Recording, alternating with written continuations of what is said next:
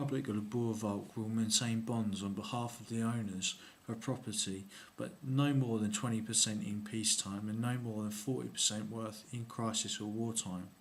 Hence, the Boer Republic will start off at 40% bond on the wealth of the land of each property and normalise this to 20% 3 years after independence. After a referendum vote 12 years after that time, i.e. 15 years after independence, the percentage of private land worth held by the state will be reduced to between 10 and 5% of the land worth in private hands. Thus, the state would only have the welfare, health system and tax system in terms of a normalised economic situation.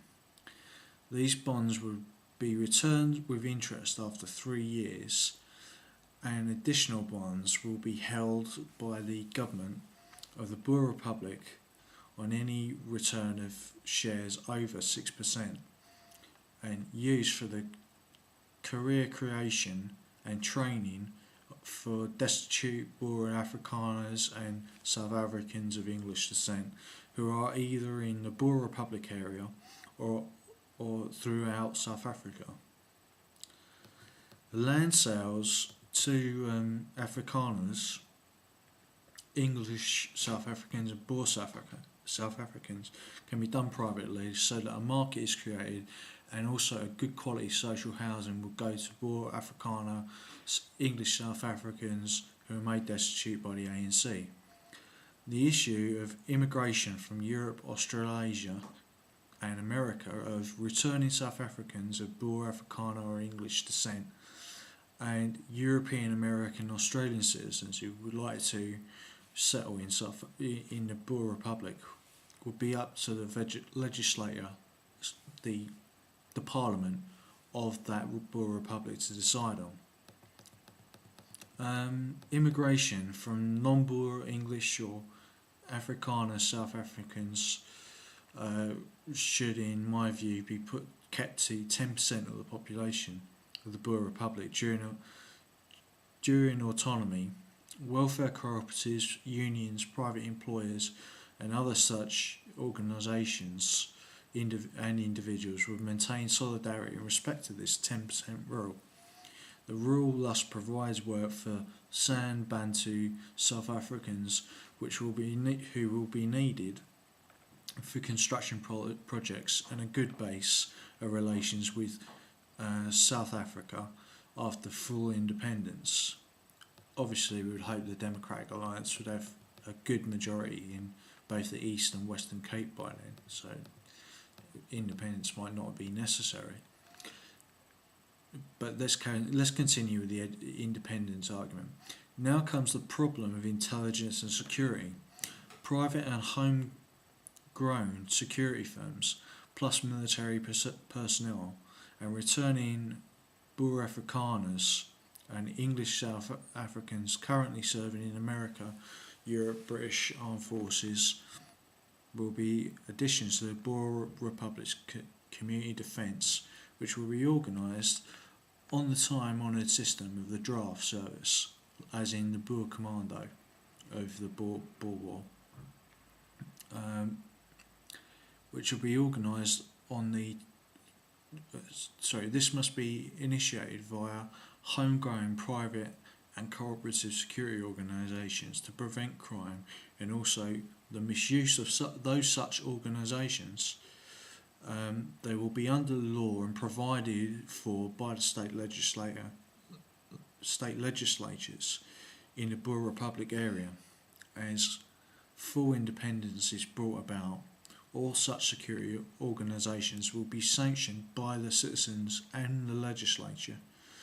This cooperation must be done under the remit of police and training staff in the Boer Republic area so that any unconstitutional use of force is prevented.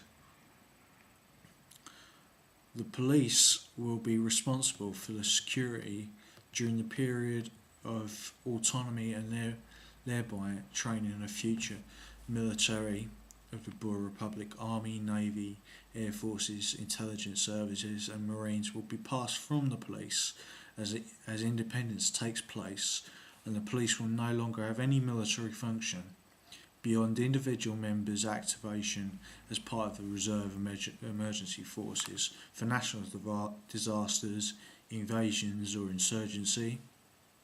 The military after independence will swear to uphold the Constitution, the form of which will be decided by legal experts to uphold natural and human economic rights in a democratic system, and will be agreed by referendum. Okay, this is like a general vote, and not to have any, and the police would not have any role in. Sorry, the army would not have any role in policing beyond border defence and anti-terrorism. Independence. The ultimate way the state serves the Boer and its extended and its extent is for the law and democracy to decide. But a pointer would be the European Union's social market, which produces to the point of maximum social benefit. This point changes all the time, so the economic adaptation is necessary to provide the best return and welfare to the people for their labour, both physical and academic. A good basis for independence is a university system linked to British and European universities. A Boer republic would be a natural ally for the United States of America and the European Union in Africa. China is an unknown quantity, but its effect on Africa was and is and will be profound. Since 1990, 30 million Chinese people have emigrated to Africa, and this trend for China's food, fuel and internal security is probably going to increase. As to Islamic insurgency and the general problems of Africa, poverty, hunger and war, those must be solved in the context beyond this blog or this vid. But a Boer Republic would be an obvious partner for the West, and maybe even a partner for a more democratic China, future China too. What is certain is the Boer Republic would be a ray of light on a continent that the rest of the world seems to try hard to forget. The Boers' physical and academic work ethic and moral ethics would bring research and development and investment of productive capital, i.e. machines that make other machines, machine tools, factories, laboratories and infrastructure. A Boer Navy would bring security to East Africa's sea lanes and allow ports to India, China, Indonesia and Japan to open, as well as Europe and America.